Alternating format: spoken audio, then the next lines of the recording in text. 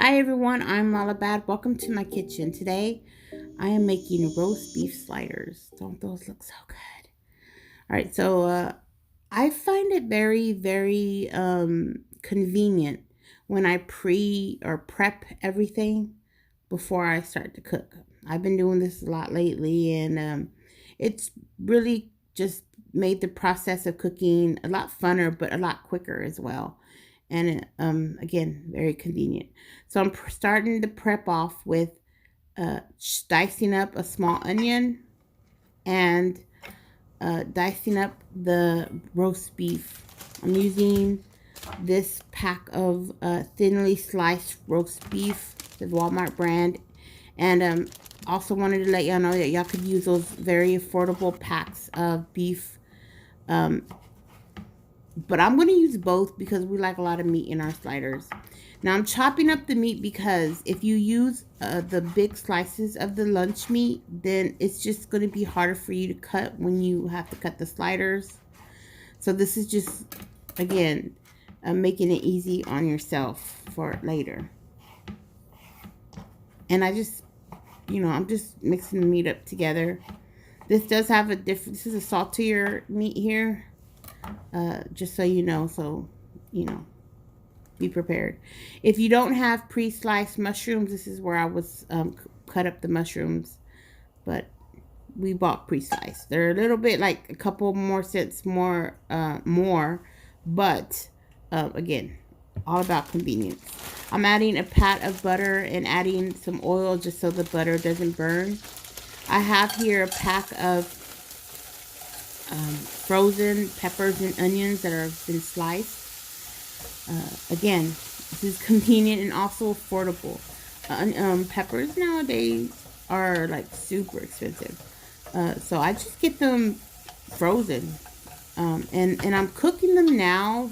And I'm not actually cooking them. I'm kind of just thawing them out and pre-seasoning them so that they can release their water. If you have really big chunks, do take them out and cut them up. I did do that because there were a couple chunks that were too big. And I'm adding about a teaspoon of steakhouse or steak seasoning. No salt because that steak seasoning kind of has salt. So again, I'm not putting these on in the frying pan to cook them. It's just to thaw them out so that they can release their water. As you can see, there's a lot of water.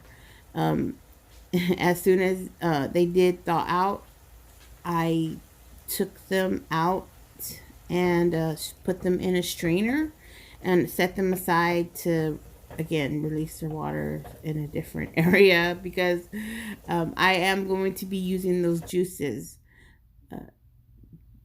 That flavored water basically is going to be what we cook our onions in. As you see, toss your onions in there and toss in your mushrooms.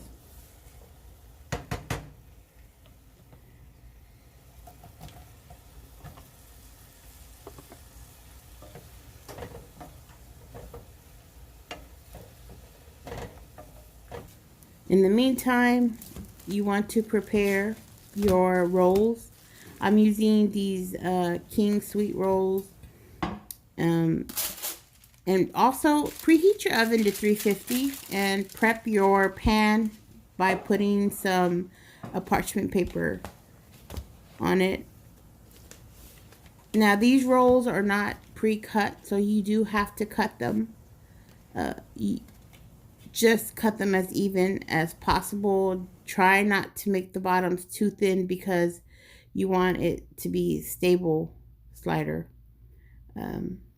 The Sam's brand or Sam's Club brand, I feel like they're a little bit bigger, and they're really good. I feel like that's kind of a Walmart brand as well because I feel like Sam's and Walmart are connected, right? All right, so your rolls are ready, so put that to the side and let's go back to the mushrooms.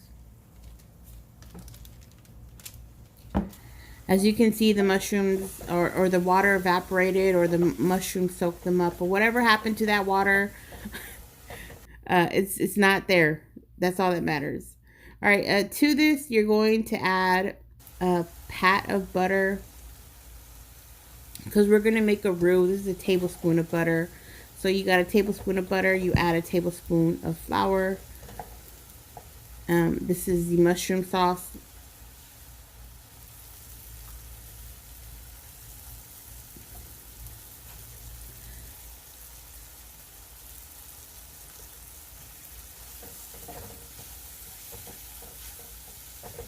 I feel like this sandwich I used to just make with just roast beef, peppers, onion, and mayonnaise, and that's all I ever did. But one day I made these and I didn't have mayonnaise and I didn't want a dry ass slider, so I came up with this mushroom sauce.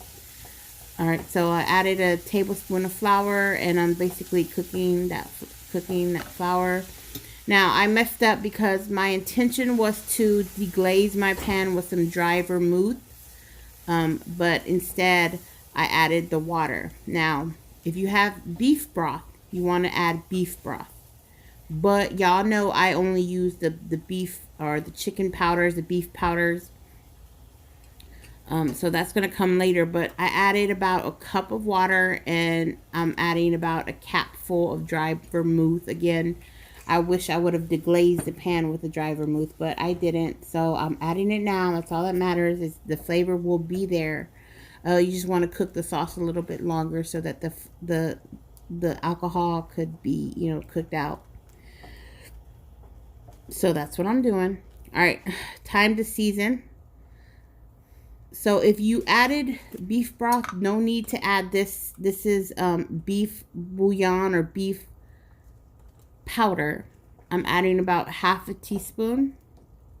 I added a total of 1 teaspoon because I do add it later on, but you don't see it. Add a little bit more. I'm adding a teaspoon of onion powder and I'm going to be adding a teaspoon of garlic powder.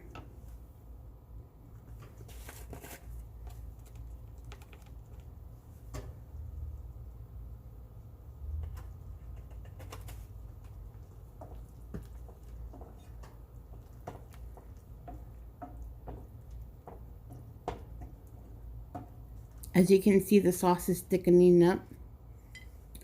I'm adding a couple dashes of Worcestershire sauce. That's about 3 dashes.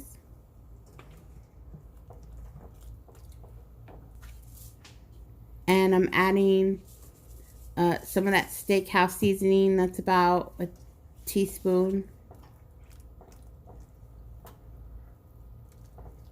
By the way, that's a Dollar Tree item. I got that from Dollar Tree. Alright, put the mushroom sauce to the side. We're going to add a sauce for the top of the buns. I guess it's a sauce. I don't know. I'm cutting up about 4 tablespoons of butter. It's about half a stick of butter.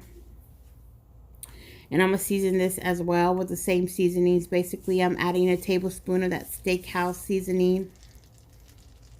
And in that steakhouse seasoning, there's like bits and pieces of onion and garlic. I'm adding a tablespoon of onion powder. And I'm adding about 3 dashes of Worcestershire sauce.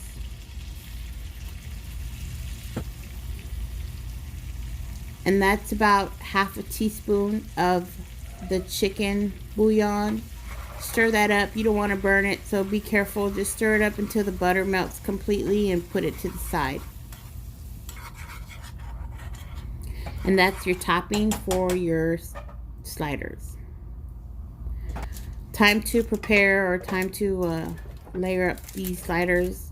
I'm going to start off with, I believe it's 10 pieces of provolone. You want to completely cover the bottom of the roll. So I slice, or I cut in half the cheese just so that it could fit perfectly. Layer on your beef. Your roast beef or your cut up beef.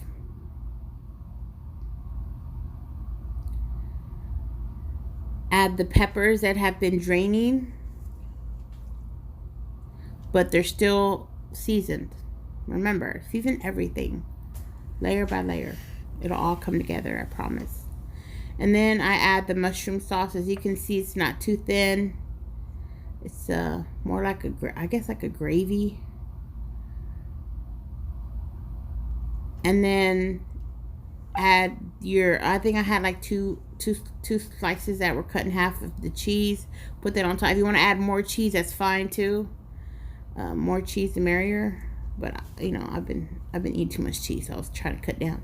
All right, put the top on and then add the butter topping. All right, so you're gonna put this in the oven for you're gonna put it at 350 uncovered. Do not cover this. Put it in the oven for about 30 to 35 minutes, depending on your oven.